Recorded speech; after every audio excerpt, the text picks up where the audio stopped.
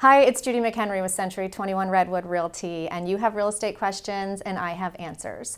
When I'm working with my buyers, especially in a market where it's very, very crazy with multiple offers and people are waiving home inspections and waiving other contingencies, my buyers can get a little nervous and they'll ask me, what if we get this property under contract and we decide we want to back out of the property? Are we able to back out of the contract?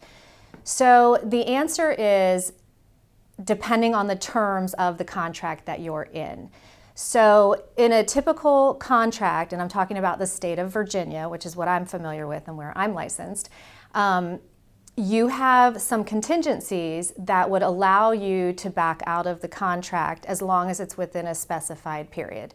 So I want to go back to say, when you put your offer in, you're going to put down a deposit, an earnest money deposit, which we just call an EMD. And that earnest money deposit is exactly what it sounds like. You're saying to the seller, we're going to give you this down payment, or we're going to give you this deposit because we're very earnest. We want this transaction to go through. We want to buy this house. So usually an earnest money deposit is, around 1% to 3% of the sales price of the home. So in this market, it could be a lot more. So if you're purchasing a home for $500,000 and you want to put down a 1% earnest money deposit, it would be $5,000. So anyway, there are several contingencies that if you stay within the timelines and they're in your contract, then you can actually get out of your contract without losing your earnest money deposit. One of them would be the home inspection contingency.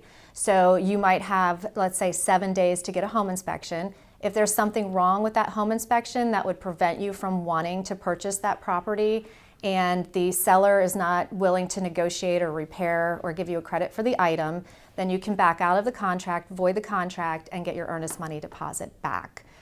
Another contingency might be your appraisal contingency. So if you're buying a house for $500,000 and it appraises at $475,000, there's that extra $25,000. So is the seller going to come down on the sales price? Or are you going to come out of pocket for the $25,000?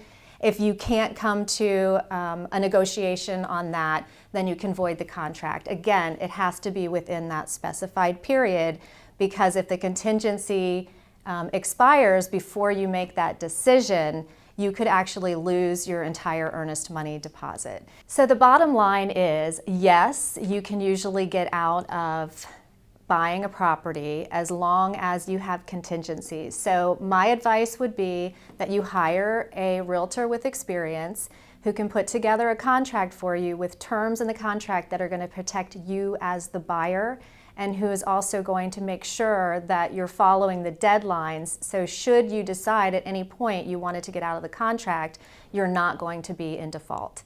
So if you have any questions about this or anything else that's real estate related, please give me a call at 571-233-8212. I'm always happy to chat real estate.